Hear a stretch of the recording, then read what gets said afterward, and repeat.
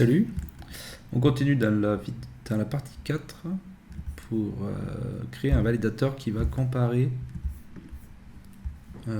si le code envoyé dans le payload du post correspond au code généré par rapport à l'utilisateur et s'il n'est pas expiré. Pour ça, on peut faire avec la commande php bin console make validator et on va l'appeler isCode validation isCode valide.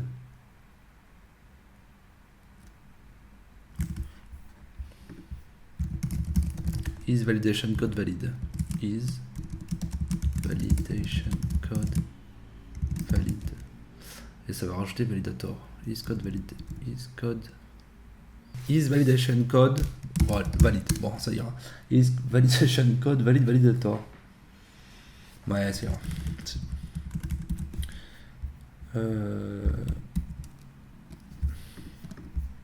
Alors, est-ce que je m'en souviens comment on fait? Donc déjà, il faut surveiller toute la classe et pas un attribut.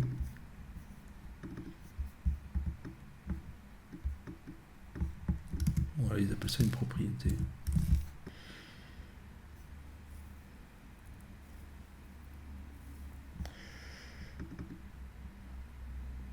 Donc ça, ensuite, c'est appelé. Je me sers de notre projet. Non, c'est pas lui qui a appelé, c'est lui.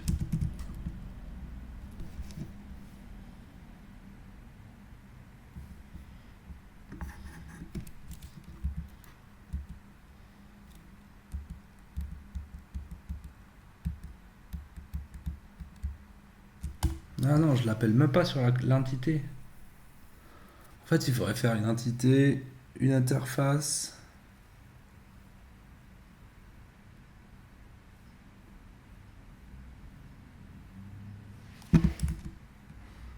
Ouais, c'est ça qu'il faudrait faire. Bon. Est-ce qu'on va avoir besoin de valider d'autres trucs? Non, ce sera toujours sur l'utilisateur. Bon, on fait pas d'interface.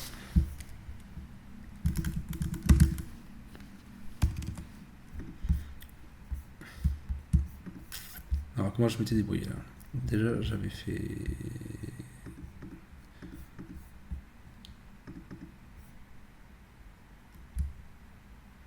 Ah oui, j'appelais... Ah, je la mettais pas sur l'utilisateur, je la mettais dans mon... Dans mon processeur. On va faire pareil là. Ah oui, c'est comme ça que je l'appelais en fait.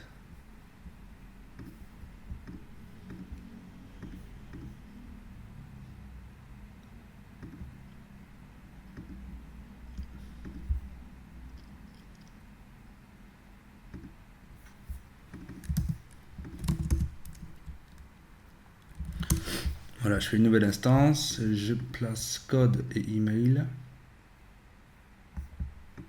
Comme ça ensuite ça peut aller chercher par rapport à l'utilisateur. Voilà, je pourrais envoyer l'utilisateur qui est identifié. Donc j'aurais pas besoin de faire ça.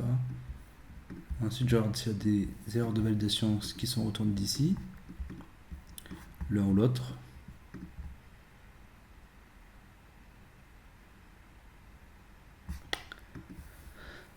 Et alors si c'est le cas, ça les retourne. Et après ça continue et ça valide l'utilisateur.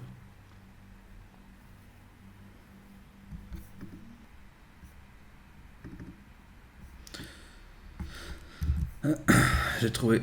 C'est pas ce qu'il faut que ça retourne. Get target. Voilà, là on rentre bien dans... Non, on rentre pas dans mon validateur là. Si, on est dedans là.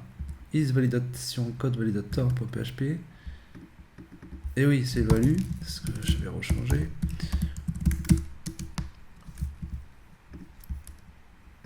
Alors. Non, c'est le DTO qu'il faut mettre. Oui, là, mais aussi là.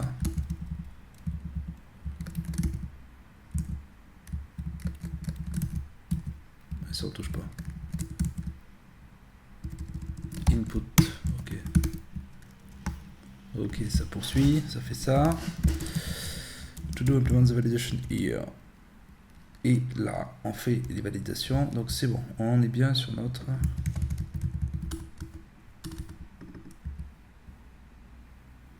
Oui, ça c'est un copier-coller. Sur notre DTO, donc là,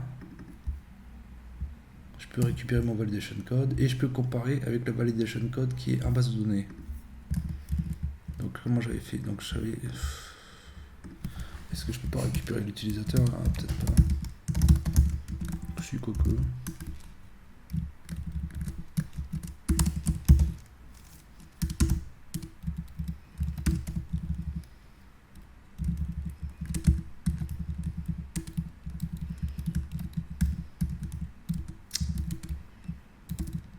Ok, donc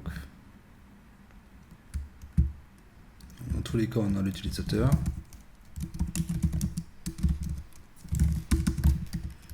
Ok. If user get validation code. Pourquoi est-ce que...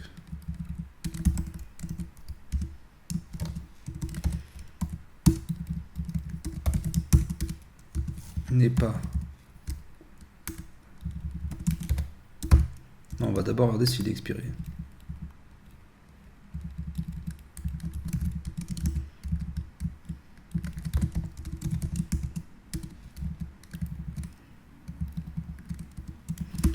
Il est plus vieux que maintenant.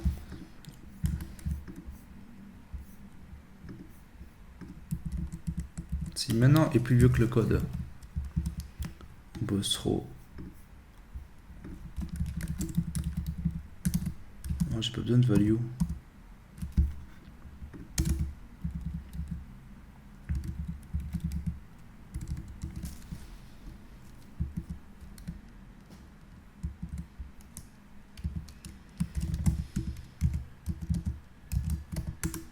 Parfait. Est-ce qu'il faut mettre un return à chaque fois? Je crois, oui.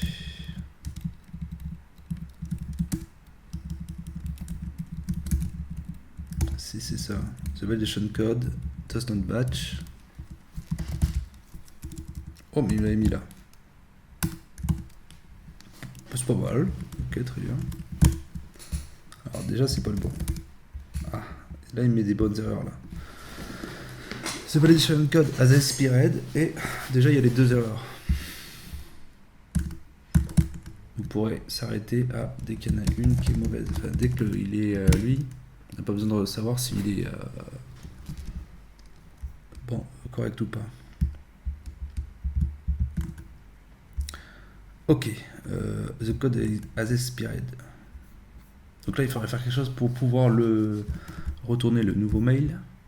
Enfin, créer une fonction qui met à jour, qui recrée un nouveau code et une nouvelle date d'expiration. Mais là, on va plutôt le mettre à... Parce que là, il est... On a changé de jour et d'heure, là. On va le mettre à 21h. Non. Jusqu'à 23h. Ok, c'est bon, on passe... on n'est pas encore 23h. Et le does not match validation code. Le validation code, c'est celui-là. On a passé la validation. On est arrivé dans le processor. On est ici. Là, il faudrait qu'on retourne un JSON pour retourner l'utilisateur.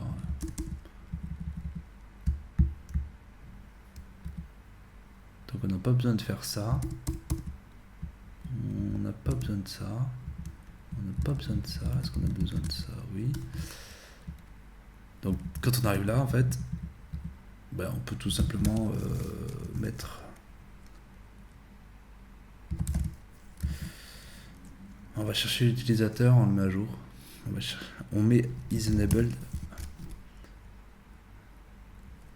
Si on a besoin de security alors. Non, on a besoin de user repository.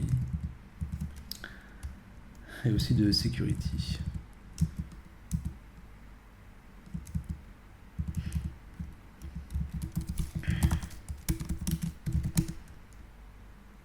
Donc là j'ai l'utilisateur. Je sais pas si je peux le modifier comme ça directement là. Donc je vais mettre is enabled. Donc là, attends. Elle a false.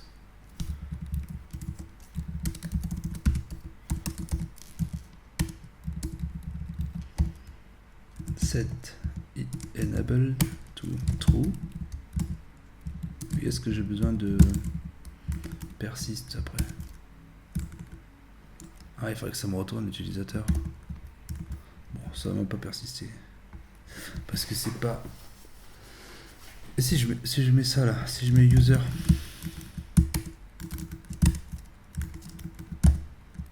c'est parfait.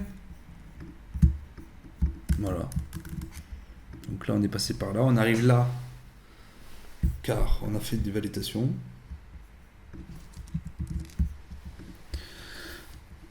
Et ça a bien vérifié que c'était valide. Donc là si on renvoie, ça nous fait quoi là? Ça retourne. Il faudrait supprimer ça en fait. Si c'est valide, on supprime validation code et tout.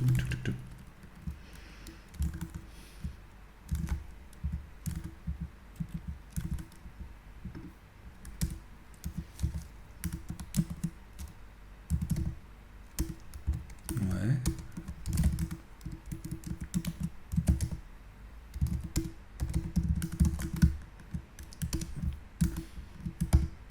Ça met tout à nul. Et là il me dit que ça a expiré, ou ça n'existe plus, mais ça ne revalide pas quoi.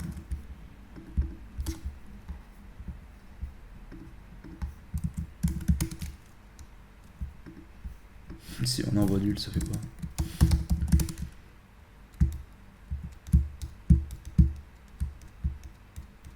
Ah oui, il m'a dit que c'est une note blanche, ouais, c'est une autre validation qui sort. Si on envoie ça, moi c'est bon. Si on envoie 1, 2, 3. On va même rajouter une autre validation que j'avais faite qui demandait un length de 6.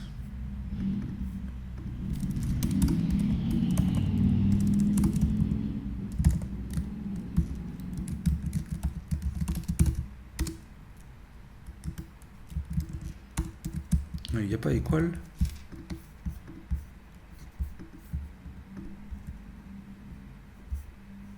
Exactly. Voilà, comme ça, si on en envoie, hop là, si on en envoie trop, pas assez, ça l'indique. Ok, pas mal. Mais dans la prochaine vidéo, il faudra pouvoir renvoyer un mail afin de, si on a, que ça régénère un nouveau code pour pouvoir revalider si on n'a pas fait dans le temps.